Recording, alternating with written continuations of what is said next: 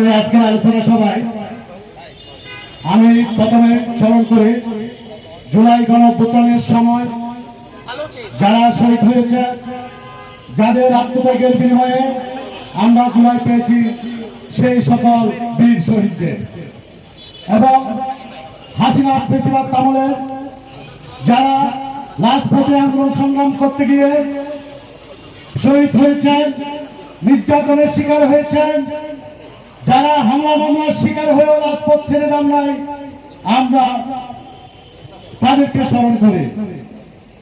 জুলাইকে জানতে হলে 2018 কোটা সংস্কার আন্দোলনকে জানতে হবে। আজকে 31শে জুলাই 2018 সালে আমরা যখন কতিপয় শিক্ষার্থী ঐতিহাসিক কোটা সংস্কার আন্দোলনের নেতৃত্ব নিচ্ছিল, 2018 সালের 30শে জুন ঢাকা বিশ্ববিদ্যালয়ের সেন্ট্রাল লাইব্রেরির সামনে কোটা সংস্কার আন্দোলনকারীদের উপর ছাত্রলীগ নৃশংস হামলা চালায়। সে হামলায় আহত হয় নুরুল হক নূর সহ কোটা সংস্কার আন্দোলনকারীদের অনেকে। এই কথা বলার কারণ হচ্ছে 2018 সালের 31শে জুলাই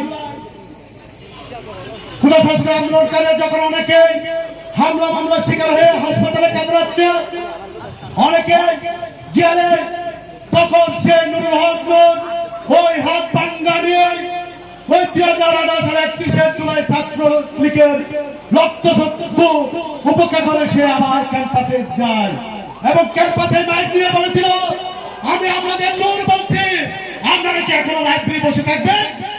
তখন শত শত শিক্ষার্থী সে লাইব্রেরি থেকে আশেপাশে থেকে জড়ো ওই ছাত্রলীগকে প্রতিহত করে।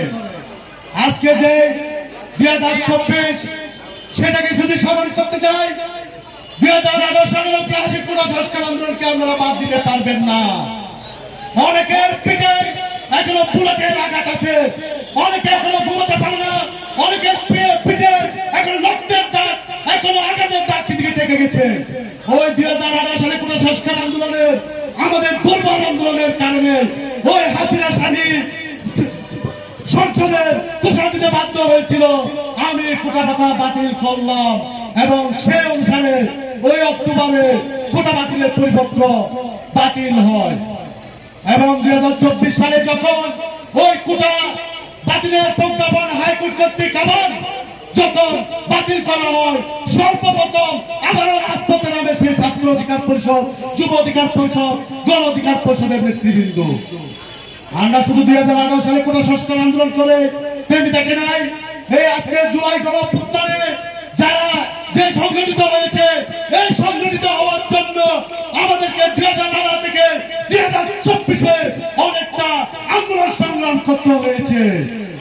আমাদের হয়তো মনে আছে 2019 সালে একটা রিপোর্ট হয়েছিল, ওই রাজনৈতিক মাঠ ফাঁকা, সেখানে আওয়ামী লীগের প্রতিপক্ষ হচ্ছে যেন নূর।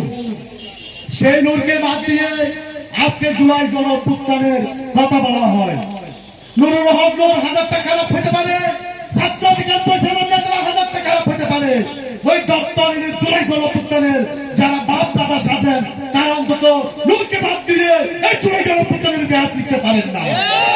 ওই জুলাই গণঅভ্যুত্থানের যদি জন্মদাতা হয় ওই 2018 সালের কোটা সংস্কার আন্দোলনকারীরা, ওই কোটা সংস্কার আন্দোলনকারী হচ্ছে ওই 2024-এর জুলাই গণঅভ্যুত্থানের বাপ দাদা।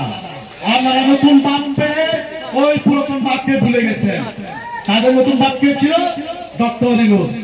এসে বলল কি, জীবনের রাজপথে আন্দোলন সংগ্রামে তো দেখলাম না, আমেরিকা নিয়ে বলে দিল এটা মাস্টার মাইন্ড। আমরা যখন আন্দোলন সংগ্রাম করছিলাম, আমরা যে কথা মিছিল মিটিং করেছি, ওই কয়টা মিছিল মিটিং এখন জুলাই গণঅভ্যুত্থানের যারা দাবি করে ফিরুজম, তাদের ওই কথা সরিয়েও নাই। আমরা যখন জুলাই গণঅভ্যুত্থানের নেতৃত্ব দিচ্ছিলাম, ওই মাহফুজুর রহমান, ওই হচ্ছে মাস্টার মান কেতন মাহফুজুর রহমান পড়ালেখা করছে, আর রাজনৈতিক পাগলামের মতো ছেলেরা গণঅভ্যুত্থানের বসে বসে ডাল দিচ্ছে একটু। এখন তারা জুলাই গণঅভ্যুত্থানের বাপ দাদা। ভাই আপনারা যাই করেন না কেন, বাপকে অস্বীকার করেন না, জন্মদাতাকে অস্বীকার করেন না। কেউ জন্মদাতা এবং বাপকে অস্বীকার করে এই ইতিহাসে টিকতে পারে নাই। অতএব আমি বলবো, পরিষদ এবং ছাত্র যুব শ্রমিক অধিকার পরিষদের নেতৃত্বকে অবমূল্যায়ন করে তাদেরকে বলবো আপনারা ভালো করে পড়াশোনা করবেন। ওই জুলাই গণঅভ্যুত্থানের একমাত্র রাজনৈতিক দল যারা ঘোষণা দিয়ে এই হাসিনার বিরুদ্ধে রাজপথে ছিল। অনেকে নাসিরউদ্দিন পাটোয়ারির কথা বলেছেন, আমি তার কথা বলবো না, কারণ সে হচ্ছে 5 আগস্টে জন্ম নেওয়া একটা তেলে পোকা। তেলে পোকাকে যেমন আমি জুতা দিয়েও মারলো আবার গায়ের দিকে টেনে টেনে আসে, ওই পাটোয়ারিও সেমন, তার জুতা দিয়ে মারলো আবার গায়ের দিকে আসবে, তার মুখ বন্ধ হবে না।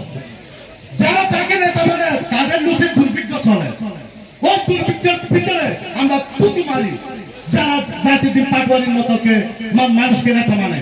অর্থাৎ আমরা বলবো পাটোয়ারির মুখকে সামাল দেন এবং যারা ইসলাম কায়েমের কথা বলে রাজনীতি করেন তারাও হাইপারসোনিক মিসাইল তো সাপোর্ট দিয়ে সামাল দিয়ে না, আমাদের রাজনীতিও থাকবো না এবং মায়ের উপরে থাকবেন। আমি আবারও জুলাই গণঅভ্যুত্থানে যারা আন্দোলন সংগ্রাম করেছেন এবং উপস্থিত যারা আছেন তাদেরকে শ্রদ্ধার সঙ্গে স্মরণ করে আমার বক্তব্য শেষ করলাম। আসসালামু আলাইকুম।